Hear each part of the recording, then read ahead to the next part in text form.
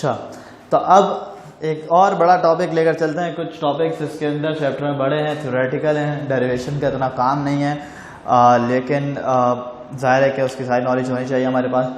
तो अब एक बड़ा टॉपिक है फोटो इलेक्ट्रिक इफेक्ट, हम उसको लेकर चलते हैं।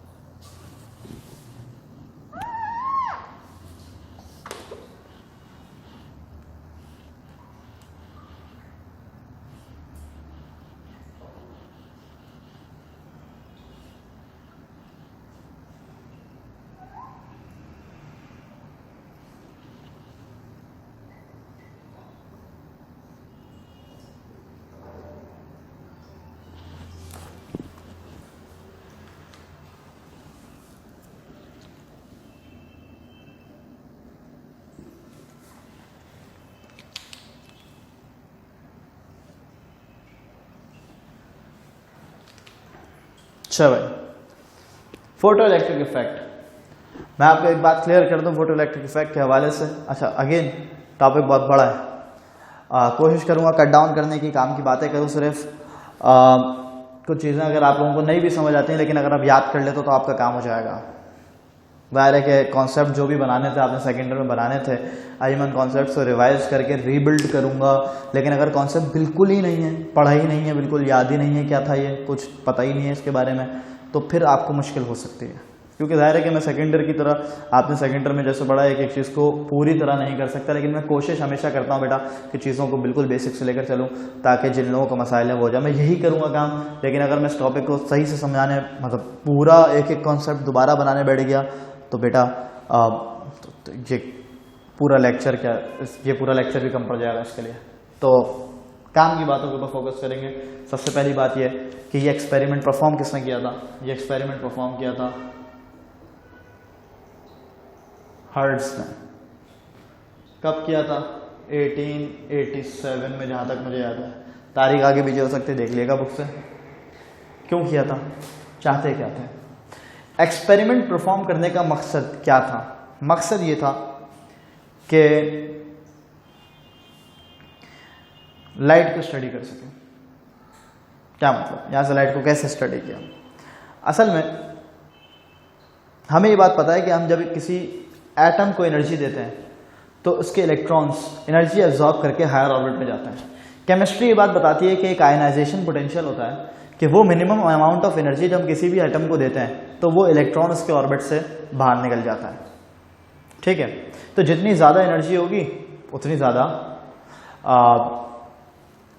क्या कहते हैं जल्दी इलेक्ट्रॉन जो है वो ऑर्बिट से निकल जाएंगे।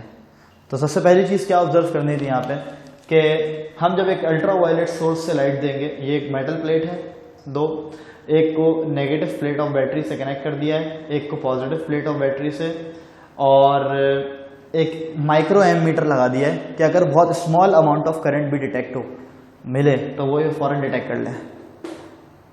पता थी ये बात कि करंट मिलेगा तभी ऐसा सेटअप बनाया, ऐसा नहीं है कोई ऐसी सरप्राइजिंगली बात नहीं है कि ओहो करंट मिल गया, नहीं भाई पता था करंट मिलेगा। क्यों? क्योंकि जब हाई एनर्जी देंगे तो एनर्जी देने पर एटम्स एनर्जी एब्जॉर्ब करेंगे और इलेक्ट्रॉन ऑर्बिट से बाहर निकल आएंगे, ये बात ऑब्वियस थी, इसीलिए ये वाला सेटअप रखा था।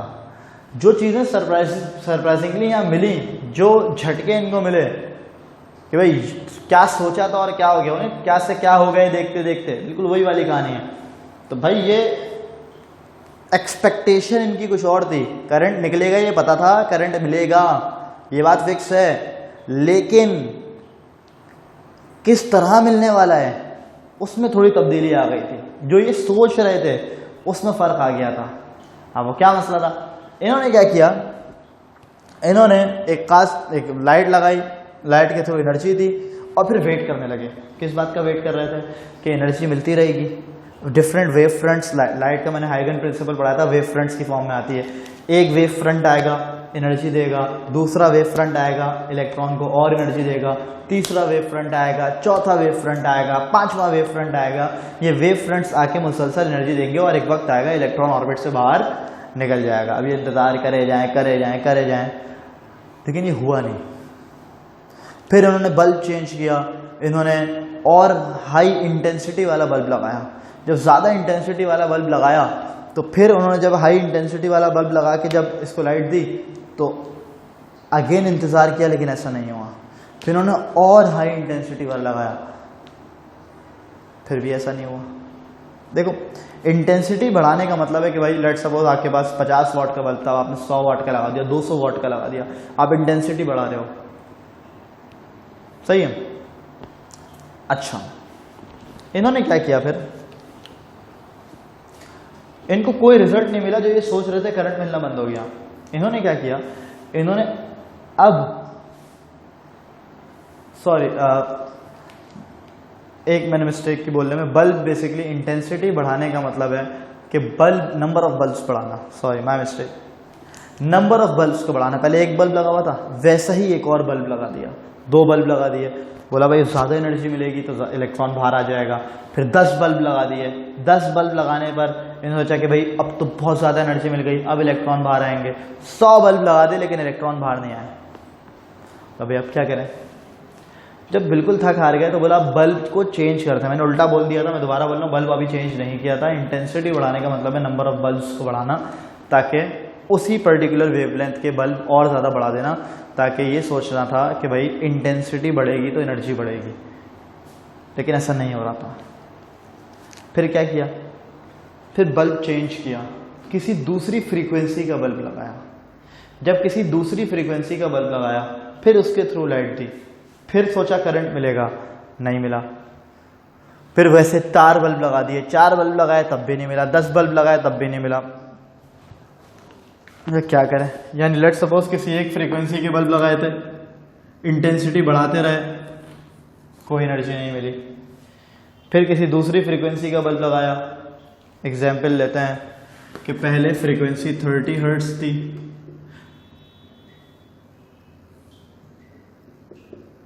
इंटेंसिटी और करंट 0 रहा। लेट सपोज एक बल्ब को मैं इंटेंसिटी 1 से शो कर रहा हूँ, 30 हर्ट्ज पर ही 2 लगाए तब भी नहीं मिला, 5 लगा दिए तब भी नहीं मिला। फिर बोला अब क्या करें भाई, बोला फ्रीक्वेंसी चेंज कर लेते हैं। फ्रीक्वेंसी चेंज की, बोला भाई फ्रीक्वेंसी 30 से 40 कर लेते हैं।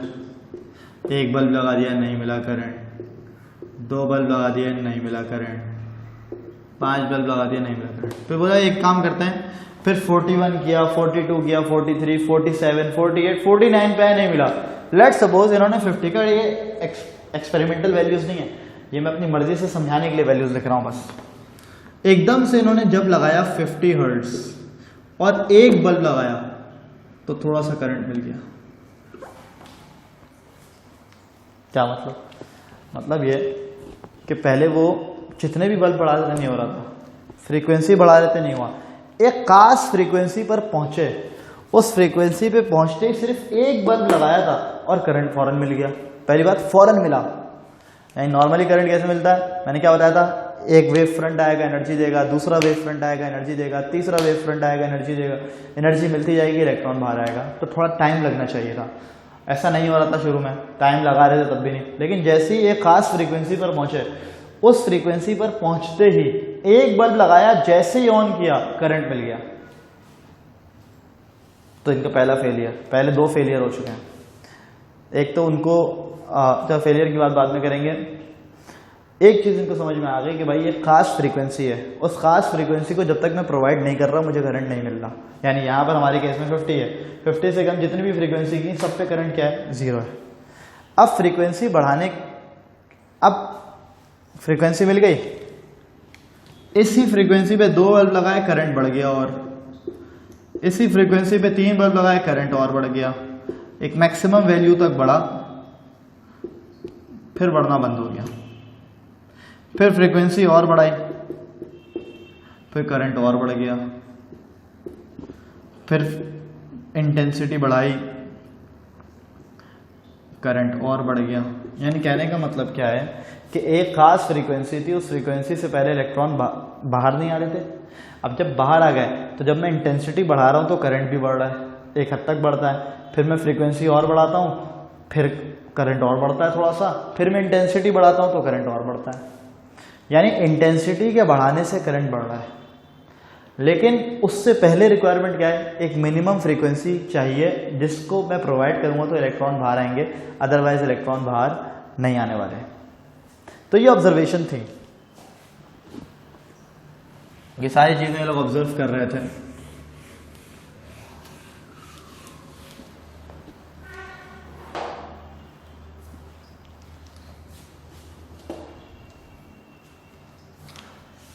और फिर इन्होंने क्या किया, फिर इन्होंने इस बैटरी को पलट के लगा दिया। जब इस बैटरी को पलट के लगाया, देखो यहां से पलट के लगाया, तो ये पॉजिटिव ये नेगेटिव लाइट मारी। अब जब इलेक्ट्रॉन निकलना शुरू हुए तो ये पॉजिटिव उनको खींच रहा था और ये नेगेटिव उनको क्या कर रहा था, रिपेल कर रहा था। तो लेट सपोज मुझे यहां करंट मिल रहा था 10 एम्पियर, मैंने यहां वोल्टेज प्रोवाइड किया, जब अपोजिशन मिली तो चार्जेस थोड़े से रुकना शुरू हुए, तो करंट कम हुआ, 9 एम्पियर हुआ, मैंने वोल्टेज और बढ़ाया, करंट 5 एम्पियर हो गया, वोल्टेज और बढ़ाया, करंट कम होते होते 1 एम्पियर पे आया, और एक ऐसे वोल्टेज पर पहुंच गया कि इतनी अपोजिशन हो गई कि जितनी इलेक्ट्रॉन्स की काइनेटिक एनर्जी थी उसके अपोजिट उस वोल्टेज की ऐसे एनर्जी आई, और करंट, इलेक्ट्रॉन्स बिल्कुल रुक गए और करंट कितना हो गया, 0। इस वोल्टेज को मैं कहूंगा V0। वो वोल्टेज जब बैटरी पलट के लगाई, वो वोल्टेज जिसपे करंट 0 हो गया, जिसने इलेक्ट्रॉन्स को स्टॉप कर दिया, वो पोटेंशियल कहलाता है स्टॉपिंग पोटेंशियल, याद रखिएगा मेरी बात। और उस वोल्टेज से जो एनर्जी मिलेगी वो एनर्जी बराबर होगी इलेक्ट्रॉन्स की काइनेटिक एनर्जी के। सबसे पहली चीज थ्रेशोल्ड फ्रीक्वेंसी।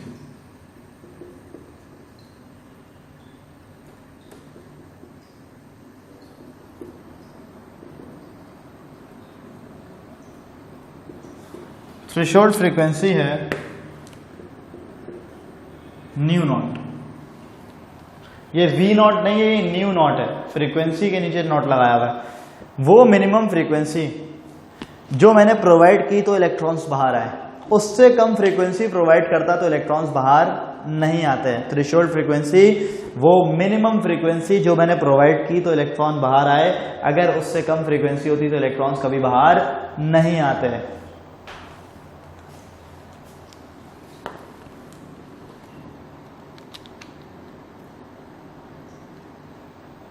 याद रखिएगा, इससे बाहर आने वाले, या चलो ये भी बता देता हूं, stopping potential,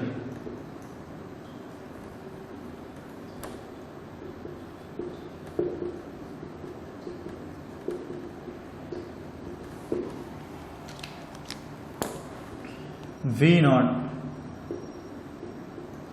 E V not is equals to kinetic energy, या कहो E V not is equals to half mv square. ये V नॉट स्टॉपिंग पोटेंशियल था, वो पोटेंशियल जो मैंने प्रोवाइड किया तो इलेक्ट्रॉन रुके, करंट जीरो हुआ। मैंने कहा था ये इलेक्ट्रॉन्स, इससे निकलने वाली एनर्जी इलेक्ट्रॉन्स की काइनेटिक एनर्जी के बराबर होगी। एनर्जी का formula E V not multi, ये किसके बराबर है एनर्जी? Kinetic energy. तो स्टॉपिंग पोटेंशियल हो गया।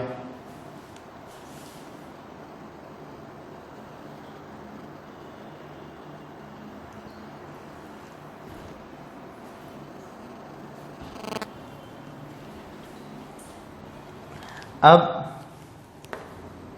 एक बात याद रखनी है, ये जो इलेक्ट्रॉन्स लाइट की वजह से निकल रहे हैं इनको फोटो इलेक्ट्रॉन कहते हैं, और जो करंट मिल रहा है वो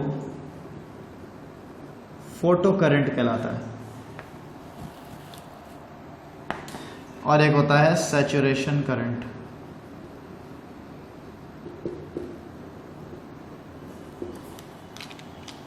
आई सैचुरेशन करंट वो होता है कि आपने जब एक मिनिमम फ्रीक्वेंसी प्रोवाइड कर दी, करंट मिल रहा है, आपने इंटेंसिटी बढ़ाई, करंट बढ़ना शुरू हुआ, एक मैक्सिमम वैल्यू करंट की आई, वो जो मैक्सिमम वैल्यू करंट की आ रही थी उसके बाद आपको फिर दोबारा फ्रीक्वेंसी बढ़ाना, वो सैचुरेशन करंट है।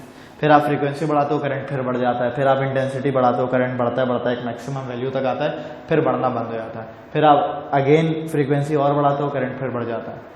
तो बेसिकली ये जो सैचुरेशन करंट है, ये मैक्सिमम वो करंट है जो किसी एक पर्टिकुलर इंटेंसिटी फ्रीक्वेंसी पे मिलता है, उसके बाद फिर आपको फ्रीक्वेंसी बढ़ानी पड़ती है। अब ऑब्जर्वेशन, इसके कुछ ग्राफ हैं, वो ग्राफ आप देख लीजिएगा एक दफ़ा बुक से, वो ज़ाहिर है बनाने को तो नहीं आएंगे, आपको फिर भी पता होना चाहिए, बना हुआ हो तो आपको ग्राफ एक दफ़ा बुक से लाजमी देख लीजिएगा, या नोट्स में कहीं भी बने हुए होंगे। ऑब्जर्वेशन क्या थे? ऑब्जर्वेशन ये थी कि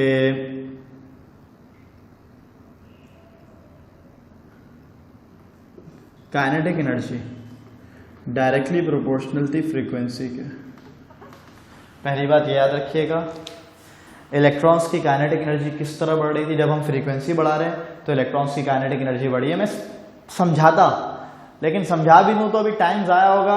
ये चीज़ आपने सेकेंड ईयर में पढ़ी भी होगी, नहीं भी पढ़ी तो बस इतना याद रखें कि फ्रीक्वेंसी को बढ़ा रहे थे तो काइनेटिक एनर्जी भी क्या हो रही थी? बढ़ रही थी। पहली ऑब्जर्वेशन ये याद रखनी है। दूसरी बात ये थी कि करंट जो है ये डायरेक्टली प्रोपोर्शनल था किसके? इंटेंसिटी के। जितनी ज़्यादा इंटेंसिटी बढ़ा रहा था करंट बढ़ रहा था। इंटेंसिटी बढ़ाने से करंट बढ़ रहा है, फ्रीक्वेंसी बढ़ाने से काइनेटिक एनर्जी बढ़ रही है इलेक्ट्रॉन्स की। फेलियर क्या है? सबसे पहला failure phi nu naught threshold frequency. क्यों थ्रेशोल्ड फ्रीक्वेंसी की जरूरत पड़ रही थी? जबकि ऑब्जर्वेशन थी एनर्जी मिलती रहेगी, एक वक्त आएगा खुद ही इलेक्ट्रॉन बाहर आ जाएगा। तो मिनिमम फ्रीक्वेंसी पे ही क्यों जा रहे थे? उससे पहले वो एनर्जी उसे क्यों नहीं मिल रही थी? तो भाई पहली बात यह कि nature of plate, nature of metal है। डिफरेंट मेटल्स के लिए थ्रेशोल्ड फ्रीक्वेंसी डिफरेंट होती है। एक मिनिमम फ्रीक्वेंसी उसके ऊपर जाके इलेक्ट्रॉन्स बाहर आएंगे, उस फ्रीक्वेंसी के से पहले इलेक्ट्रॉन्स बाहर नहीं आएंगे। दूसरा मसला ये था कि भाई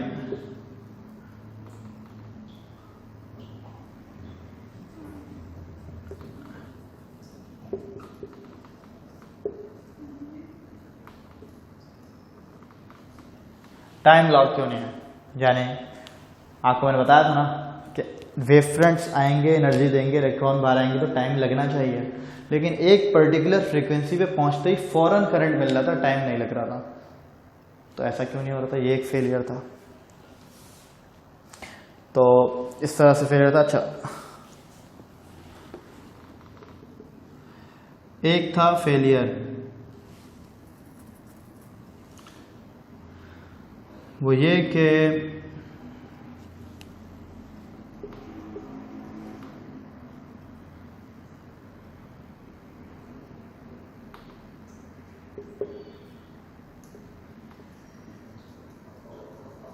हमने एक रिलेशन पढ़ा था फर्स्ट ईयर फिजिक्स में, हाफ के एक्स नॉट स्क्वायर। इससे ये बात समझ में आया था कि एनर्जी डायरेक्टली प्रोपोर्शनल है एम्पलीट्यूड के स्क्वायर के। तो अगर मैं इंटेंसिटी बढ़ा रहा हूं तो काइनेटिक एनर्जी बढ़नी चाहिए, लेकिन ऐसा नहीं हो रहा था। क्यों? क्योंकि मैं फ्रीक्वेंसी बढ़ा रहा हूं तो काइनेटिक एनर्जी बढ़ रही है। ऐसा क्यों? तो ये एक सवाल था भाई कि ऐसा क्यों हो रहा है।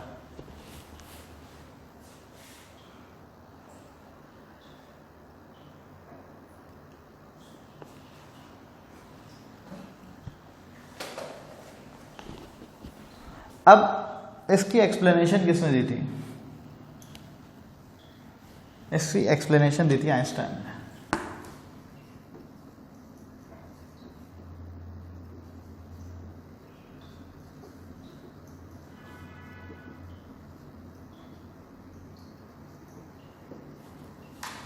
इसकी एक्सप्लेनेशन दी थी आइंस्टाइन ने, और इन्होंने ये कहा था कि लाइट जो है, बेसिकली ये वो शख्स है जिन्होंने इस बात को प्रपोज किया कि लाइट जो है वो छोटे छोटे पैकेट्स ऑफ एनर्जी से मिलकर बन रही है। यानी छोटे छोटे पैकेट्स हैं, हर पैकेट में एक फोटोन है, उस फोटोन की फ्रीक्वेंसी ज़्यादा भी हो सकती है, उस फोटोन की फ्रीक्वेंसी कम भी हो सकती है।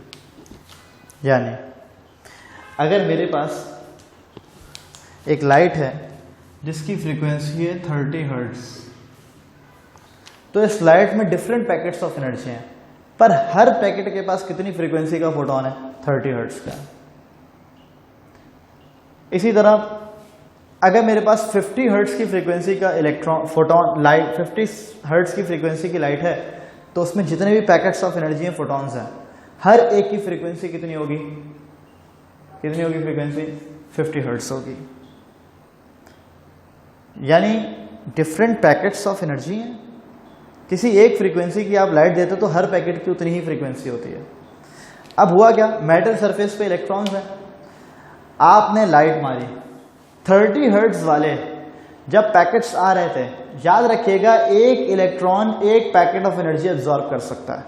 तो एक इलेक्ट्रॉन के ऊपर पैकेट ऑफ एनर्जी लगा, उसने एब्जॉर्ब किया, उसकी थोड़ी सी एनर्जी बढ़ी, लेकिन जितनी देर में दूसरा पैकेट आया उसने वो एनर्जी वापस रिलीज कर दी, तो वो ऊपर जा ही नहीं पा रहा, निकल ही नहीं पा रहा। अब इलेक्ट्रॉन को कितनी फ्रीक्वेंसी का फोटोन चाहिए? 50 हर्ट्ज की फ्रीक्वेंसी का फोटोन चाहिए। अब आप 100 घंटे बैठे रहो, जब 30 हर्ट्ज का फोटोन वो ले रहा है, खाता है वो 30 हर्ट्ज की फ्रीक्वेंसी का फोटोन वो एब्जॉर्ब करता है, तो वो उसकी थोड़ी सी एनर्जी बढ़ती है, जितनी चाहिए उतनी बढ़ी नहीं रही, और वो वापस रिलीज कर देता है उसको।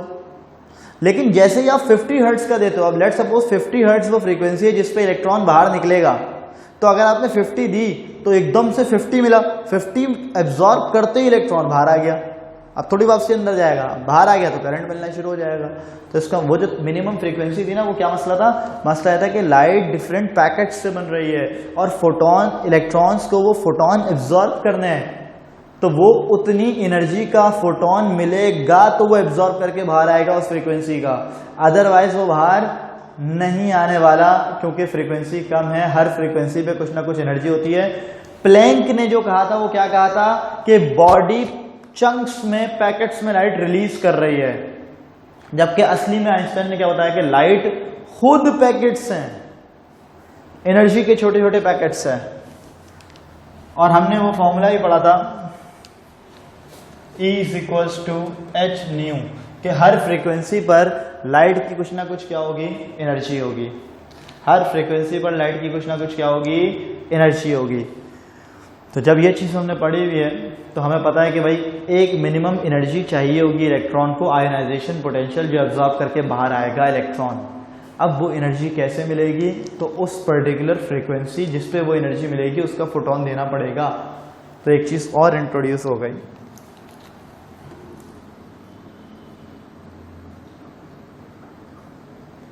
Work function.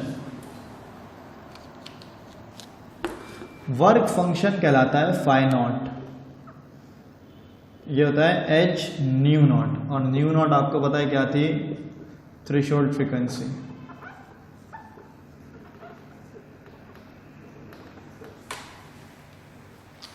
न्यू नॉट क्या है, थ्रेशोल्ड फ्रीक्वेंसी है।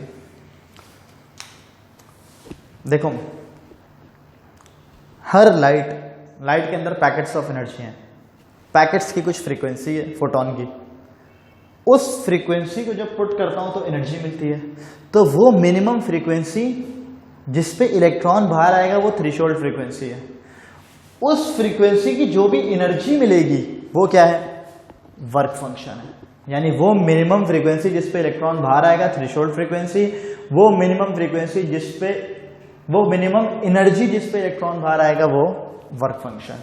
Frequency minimum, threshold frequency. Minimum energy की बात होगी तो क्या बोलूंगा, work function. Threshold frequency put करूंगा तो ही वर्क फंक्शन मिलेगा। यानी इस फॉर्मूले में अगर थ्रेशोल्ड फ्रीक्वेंसी पुट कर दूंगा तो मुझे वर्क फंक्शन पता लग जाएगा। इन्होंने क्या बोला, उन्होंने कहा कि भाई जो भी एनर्जी है पहले आप उसको वर्क फंक्शन देते हो, इलेक्ट्रॉन बाहर आता है, फिर बाकी सारी जो एनर्जी है वो किस में कन्वर्ट हो रही है, वो कन्वर्ट हो रही है काइनेटिक एनर्जी में। तो काइनेटिक एनर्जी का एक फॉर्मूला बन गया E माइनस फाई नॉट। अच्छा, इसका एक और फॉर्मूला होता है HC upon lambda C। Lambda C क्या है बताता हूँ।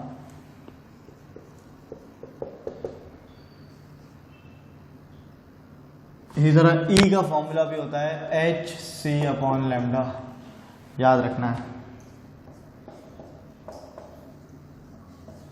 यानी इसको ऐसे भी कर सकते हैं, H new minus H new not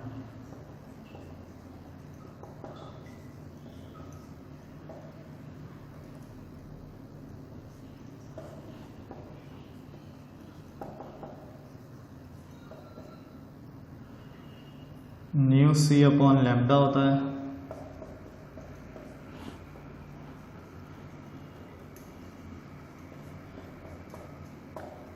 ये मैंने इसलिए कर दी बैकअप के लिए, जल्दी छोटी सी डेरिवेशन से इसलिए करके दिखा दिया।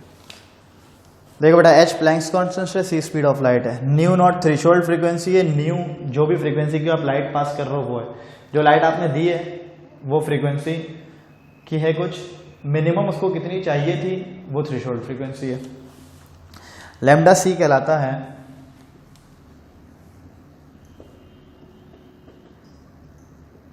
Cut off wavelength.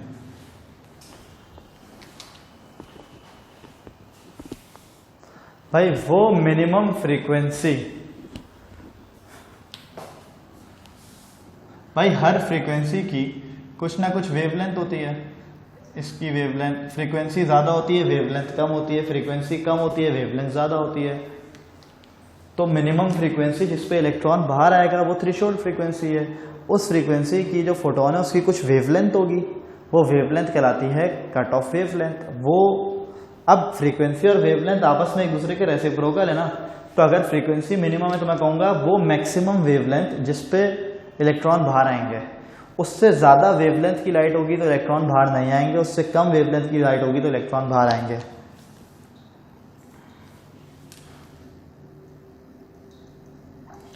Maximum lambda यानी वेवलेंथ एट विच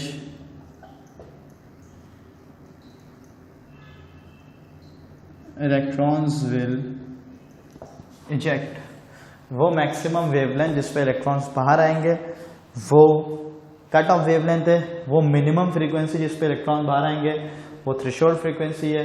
वो मिनिमम एनर्जी जिस पे इलेक्ट्रॉन बाहर आएंगे वो वर्क फंक्शन है। तो आइंस्टाइन को बेसिकली इस चीज़ पे नोबेल प्राइज मिला था, इसके एक्सप्लेनेशन पे। 1905 में इन्होंने इसकी एक्सप्लेनेशन दी थी। 1887 में एक्सपेरिमेंट हुआ था, पर आइंस्टाइन ने 1905 में रिसर्च पेपर दिया था। उसके अंदर एक स्पेशल थ्योरी ऑफ रिलेटिविटी का पेपर था, एक एक्सप्लेनेशन ऑफ कॉम्पटन्स, ये explanation of special photo electric effect, क्या हो गया ये था, और एक और चीज़ थी उसके अंदर, खैर हम उसकी बात नहीं कर रहे अभी। तो ये दो चीज़ें जो आके कोर्स में वो सब मौजूद थी।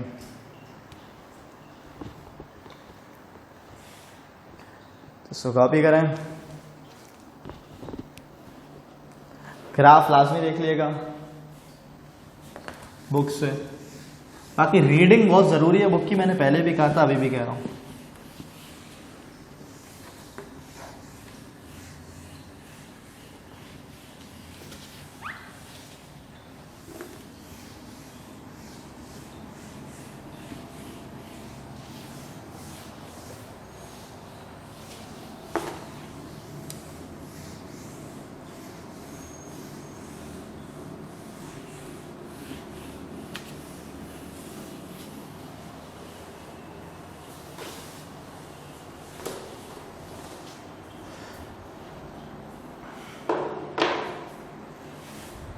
तो ये एक और बड़ा टॉपिक हो गया है।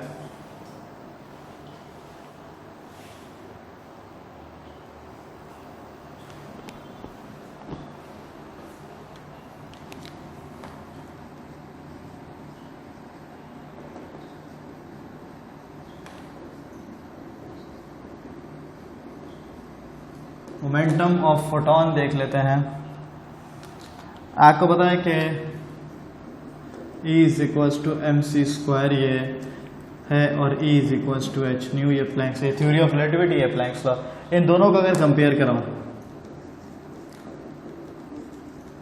तो एट द एंड याद रखिएगा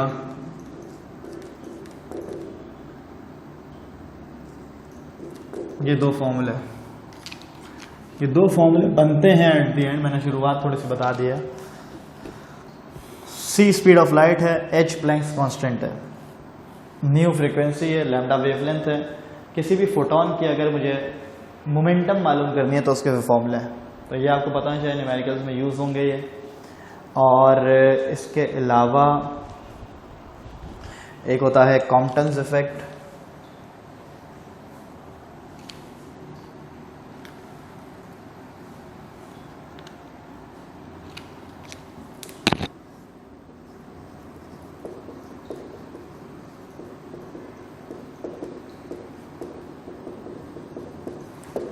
अब ये कॉम्पटन्स इफेक्ट क्या है भाई?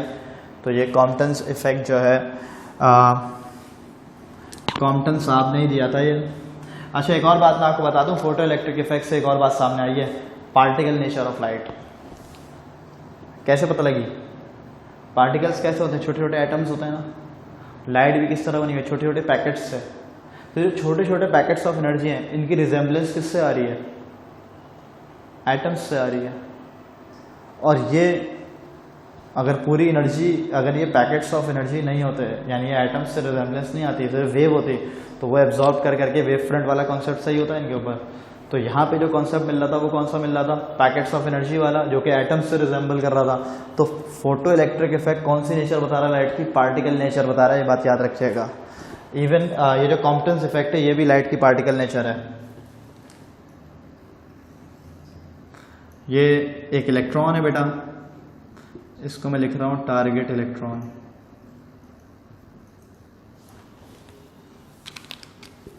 एक photon, high energy photon, X ray photon लिख रहा हूं।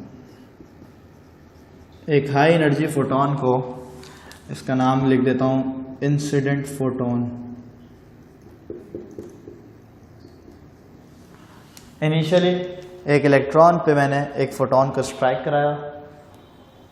कभी ऐसा हुआ है कि आप रूम में गए, अंधेरा था, आपने लाइट जलाई, लाइट ऑन होती है, आप बोलो बहुत जोर से आके लाइट लग गई। ऐसा तो नहीं बोला लाइट ने मुझे धक्का मार दिया, ऐसा तो नहीं होता ना। लाइट आपको फील नहीं होती बॉडी पे कि लाइट आके टच हुई है।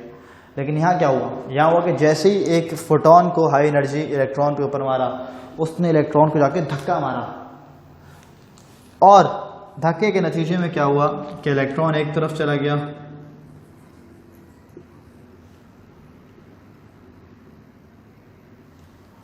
और दूसरी तरफ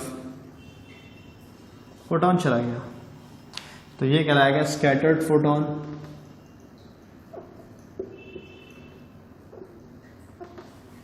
और ये कहलाएगा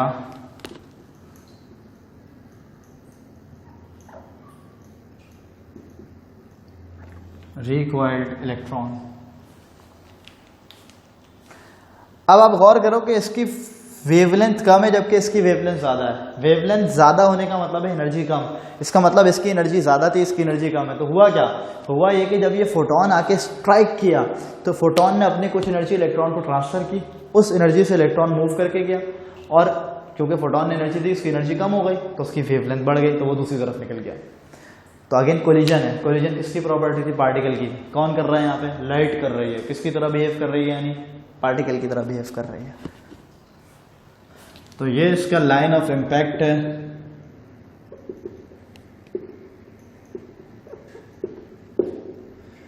ये एंगल थीटा बन रहा है, ये इसको फाई कह रहा हूं। अब क्या होगा भाई? इसकी वेवलेंथ में चेंज आया है ना, ये जो चेंज इन वेवलेंथ है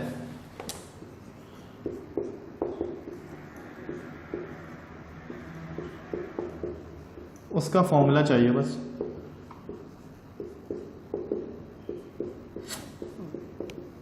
H/m0c जो है लैम्डा सी भी करा सकता है। ये जो लैम्डा सी मैंने यहां लिखा है ये कट ऑफ वेवलेंथ नहीं है पिछले वाले की तरह, ये है कॉम्पटन्स वेवलेंथ। डेल्टा लैम्डा जो है ना ये कहलाता है कॉम्पटन्स शिफ्ट, कितना वेवलेंथ में चेंज आया। और लैम्डा सी जो है वो कॉम्पटन्स, ये कांस्टेंट है,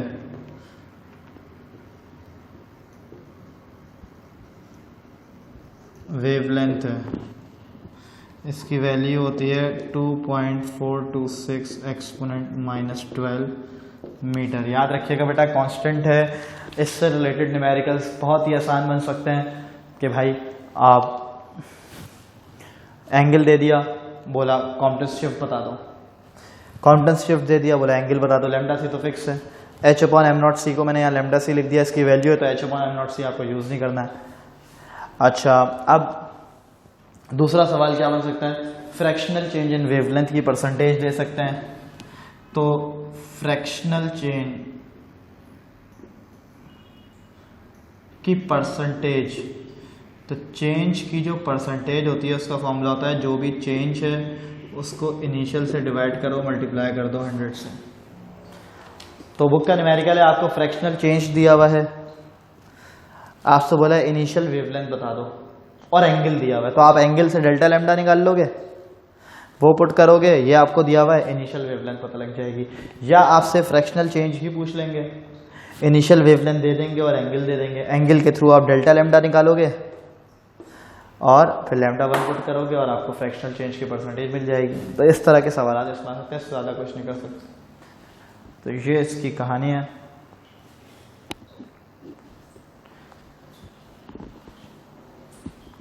इसके अलावा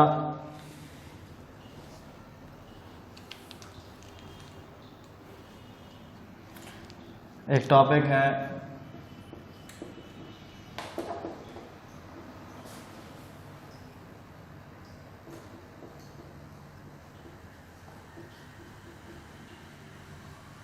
पेयर प्रोडक्शन।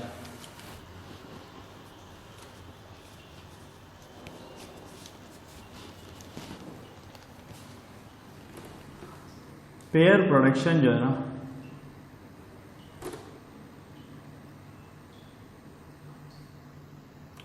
वो ही होता है बेसिकली, डेफिनेशन अगर लिखें इसकी,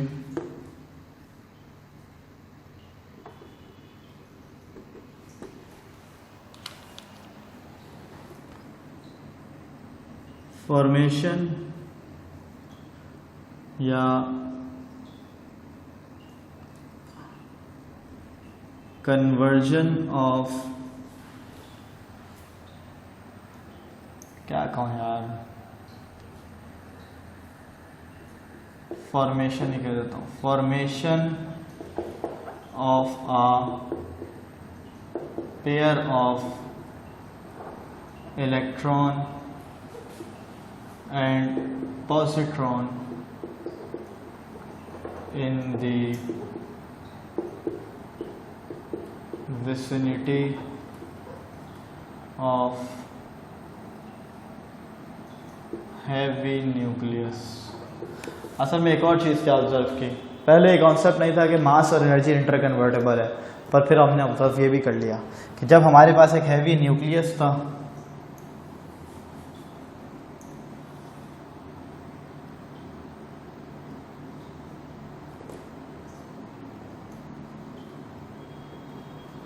उस हैवी न्यूक्लियस के पास से अपने एक हाई एनर्जी फोटोन गुजारा। मिनिमम कितनी energy? 1.02 mega electron volt x ray photon और उससे ज़्यादा। देखो कुछ किताबों में क्या लिखा है, इसके पास से गुजारा, इसकी विसिनिटी, विसिनिटी यानी इसके असर में इसके पास से। और कुछ किताबों में क्या लिखा हुआ है कि भाई इसके ऊपर स्ट्राइक करवा दिया। एक ही बात है तकरीबन, क्यों करीब से बिल्कुल गुजारते हैं तो ऐसा कह भी सकते हैं कि भाई स्ट्राइक करा, लेकिन सही बात क्या है कि भाई जब हमने एक बहुत हाई एनर्जी फोटोन को एक हैवी न्यूक्लियस के बिल्कुल पास से गुजारा तो इस न्यूक्लियस की ग्रेविटी की वजह से हुआ क्या कि ये एनर्जी मास में कन्वर्ट हो गई। Electron positron, fast moving electron,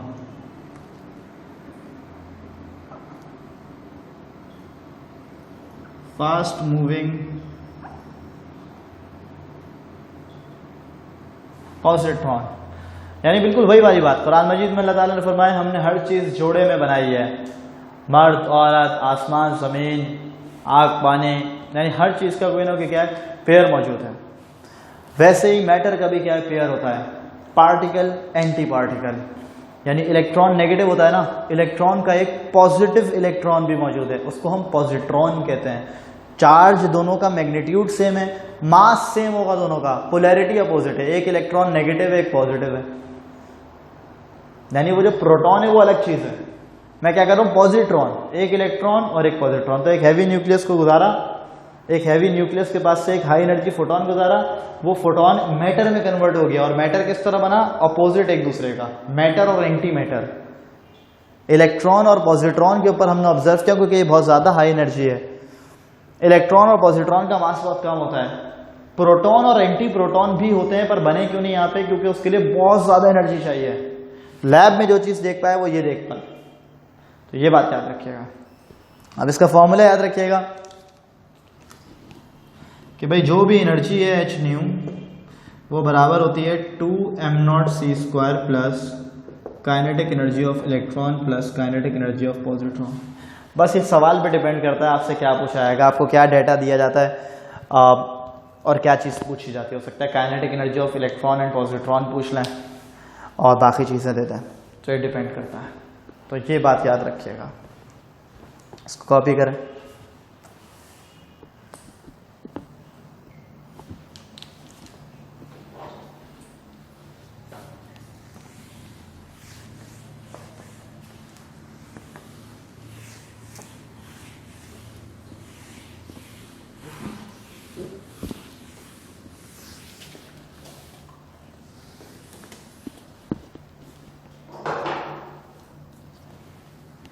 एक होता है इसका reverse process, annihilation of matter, कोई एनाहिलेशन भी कहता है, तो उससे फर्क नहीं पड़ता।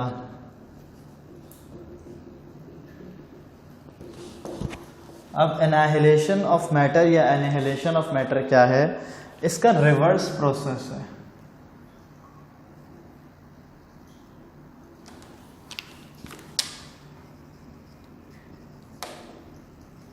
कन्वर्जन ऑफ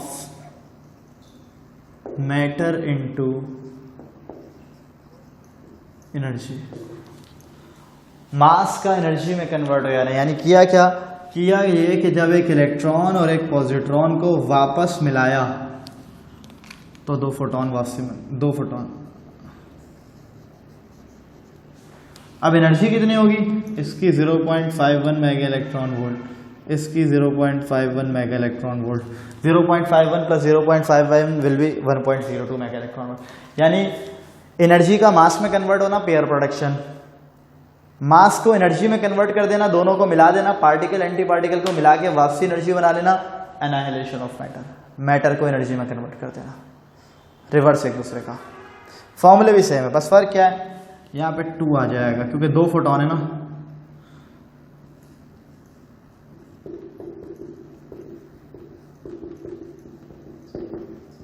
अब इलेक्ट्रॉन पॉजिट्रॉन की बात हो रही है ना, तो मास ऑफ इलेक्ट्रॉन आएगा। मास ऑफ इलेक्ट्रॉन कितना था, 9.1 एक्सपोनेंशियल माइनस 31 kg। तो इलेक्ट्रॉन और पॉजिट्रॉन का मास सेम है, चार्ज भी सेम है, 1.6 एक्सपोनेंशियल माइनस 19, जिसको हमने 16 एक्सपोनेंशियल माइनस 20 रखा था। चार्ज भी सेम है, हाँ काइनेटिक एनर्जी डिफरेंट हो सकती है। तो ये चीज थी।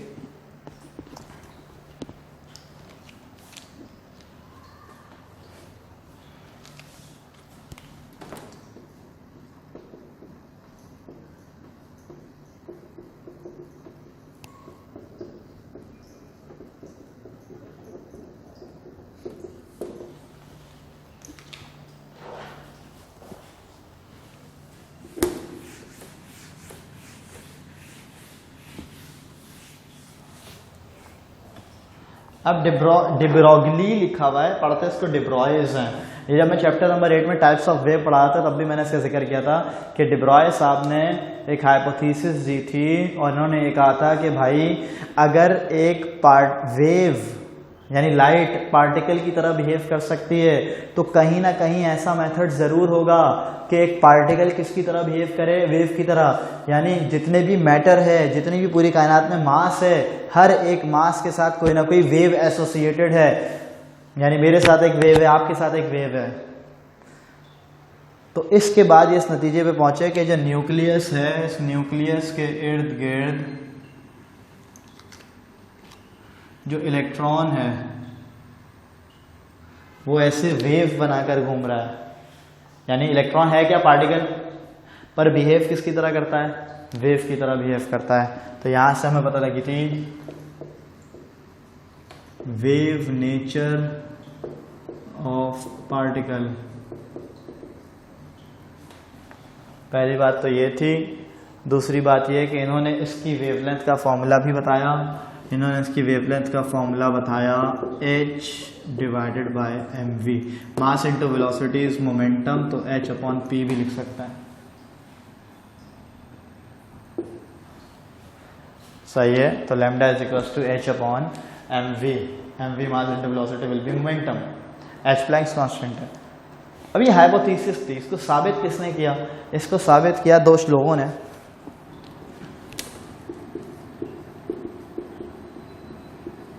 डेविसन एंड जर्मर्स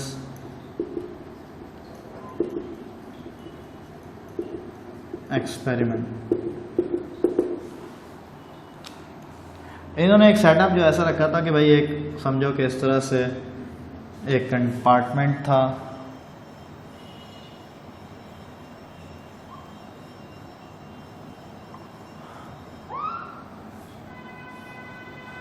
उसमें डिफरेंट क्रिस्टल्स लगे हुए थे।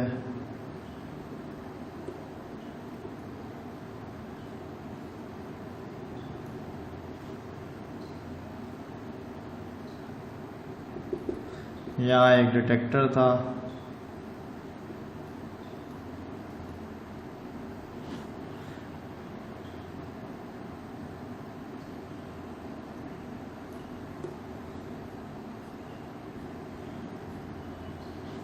यहाँ हाई वोल्टेज था।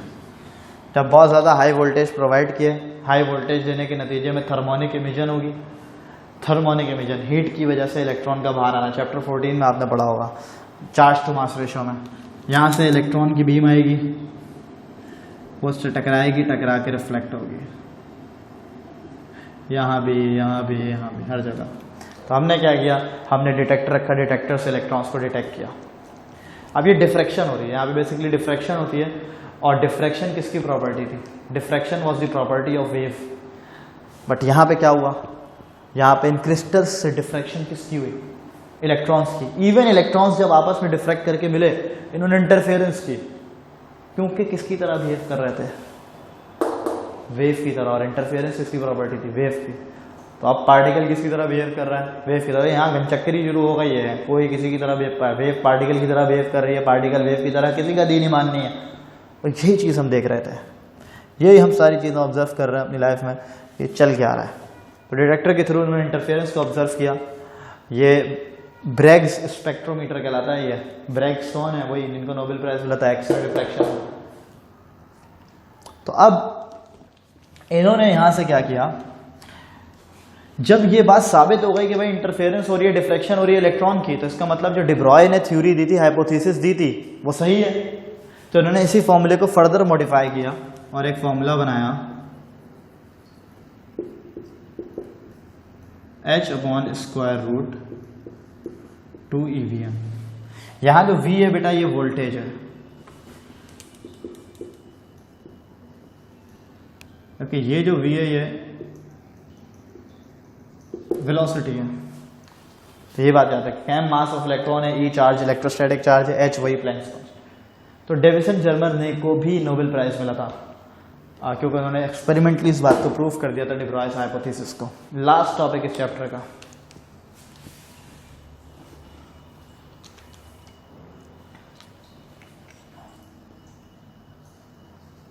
Uncertainty principle.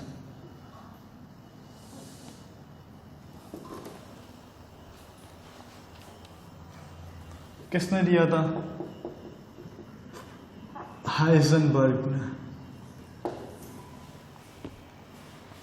अगेन अगर इस एक्सपेरिमेंट को समझाया है तो बहुत लंबा एक्सपेरिमेंट है ये, और बहुत बड़ी, समझो कि बहुत बड़ी डिस्कवरी है ये। जितना छोटा आपके कोर्स में इसको पढ़ाया जाता है, इसकी अहमियत उससे ज़्यादा है, लेकिन जाहिर है कि आपके लेवल पे इसको समझना थोड़ा सा मुश्किल है। तो आपको समझाने के लिए आसान करके इसको बताया जाता है कि भाई ये जो इलेक्ट्रॉन्स हैं, यानी किसी भी पार्टिकल की, खास तौर पे आपके कोर्स में इलेक्ट्रॉन की बात हुई है, दो चीज़ों को याद रखो, एक उसकी पोजीशन और एक उसकी मोमेंटम। हम पोजीशन और मोमेंटम को एक साथ मालूम नहीं कर सकते। पोजीशन की तरफ, एक्यूरेसी की तरफ जाएंगे तो मोमेंटम अनसर्टेन हो जाएगी, मोमेंटम की एक्यूरेसी की तरफ जाएंगे तो पोजीशन अनसर्टेन हो जाएगी। तो हम दोनों चीज़ों को एक्यूरेटली मालूम नहीं कर सकते, अनसर्टेन रहेंगे हमेशा कि पोजीशन ये हो सकती है, नहीं भी हो सकती, मोमेंटम ये हो सकती है, नहीं भी हो सकती। सही है? तो ये बात याद रखिएगा कि अनसर्टेनिटी प्रिंसिपल ये है कि किसी भी पार्टिकल की हम मोमेंटम और पोजीशन को एक साथ मालूम नहीं कर सकते। तो आपको मतलब इतना याद रखें, आपके लिए काफ़ी है। इसके फॉर्मूले याद होने चाहिए न्यूमेरिकल्स के लिए। Delta X delta P greater than equal to h/2π। h/2π को कहते हैं h कट। h कट की value 1.05 exponential -34 joules into second. मेरी एक बात याद रखिएगा, जो ग्रेटर देन इक्वल टू मैंने लगाया हुआ है ना, इसकी जगह आप न्यूमेरिकल में इज इक्वल्स टू ही लगाइएगा। डेल्टा एक्स क्या है? अनसर्टेनिटी इन पोजीशन। डेल्टा पी क्या है? Uncertainty in momentum. Kinetic energy का एक फॉर्मूला मैंने आपको बता ही दिया था, ये हो जाएगा डेल्टा p²/2m। ये भी याद रखिएगा, डेल्टा पी अनसर्टेनिटी। इसके न्यूमेरिकल की खास बात क्या है? अनसर्टेनिटी का लफ्ज यूज हुआ होगा। एक और इसका रिलेशन है delta E delta T greater than equal to h। Delta E uncertainty in energy, delta T uncertainty in time. ये भी एक रिलेशन आपके कोर्स में इसका एक्सप्लेन तक नहीं किया हुआ कि भाई जिस तरह मोमेंटम और पोजीशन साथ मालूम नहीं कर सकते, वैसे ही हम एनर्जी और टाइम को साइमल्टेनियसली मालूम नहीं कर सकते। अगेन बेटा इस एक्सपेरिमेंट की डिटेल बहुत ज़्यादा है, लेकिन आपको ज़्यादा एप्टीट्यूड के हवाले से खास तौर पे इसको तो जितना याद रखना है वो काफ़ी है। बहुत तो बुक से रीडिंग तो लाजमी करनी है। ठीक है, इसको कॉपी करें और एंजॉय करें लाइफ को। चैप्टर 17 ख़त्म हो गया है। इसके MCQ सॉल्व लाजमी कीजिएगा।